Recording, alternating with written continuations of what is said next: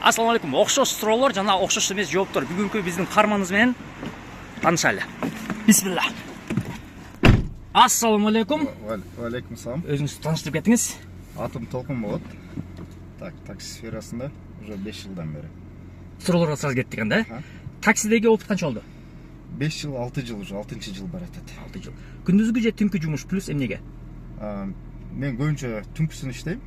Без пробки, бир гана ошол себептен эле. Из-за пробок. Пробка үчүн, а? Эс алганда эмне кыласыз? Эс алганда үйдө эле семья менен строго. Кандай күндөрү? Ооба, строго семья, строго үй. А машинада жанагындай перерыв болгон кезде? Машинада перерыв болгон кезде жөн эле ошол контент көрүп эле Instagram, TikTok, YouTube. ошол.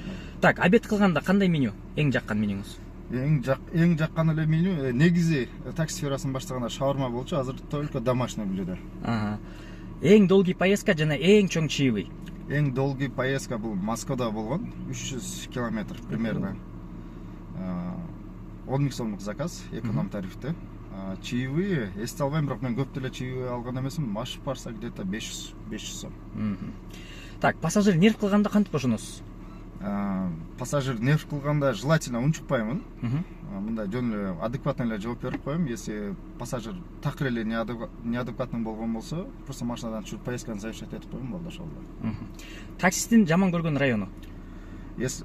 Таксисттин лично менин жаман көргөн районум бул Дордой тарап, Дордойдон ылдый, и анан могул Ак Ордо, и бул тарап уже Лебединовкадан дальше, Новопокровка, Кант.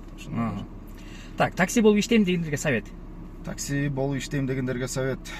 Желательно сразу аренда, лизинг, кредит кылбай машинаны, башка жумушта иштеп, өз менчик унаалар менен такси кылган жакшы. Так, таксиге кандай өзгөрүү керек? Таксиге өзгөрүү бүгүнкү күндө аны точно айта албайм, уже бүгүнкү күндө кыйла эле өзгөрүү кирип калды уже негизи. То есть мындай сферасы кыйла өнүгүп, унаалар жаңыланып, уже кишилерде уже бир аз көз караш башкача болуп калды. Өзгөрүү пока кереги деле жок. Нормально все. Финальный вопрос. Таксиде иштеп эмнеге жетиштиңиз?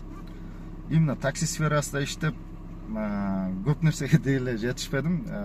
Благодаря YouTube каналга и өзүмдүн негизги упорствома карап, бирок именно таксист болуп жетишкеним жок. Өзүм такси паркка ачып иштеп турдум. То есть азыр бирок аны такси сферасынан жетишкеним жок. Башка жактан. Бытовой моменттерди жаап жүрүпсүз, а? Все, анда чоң рахмат. Бөлүп койгон убактыңыз үчүн.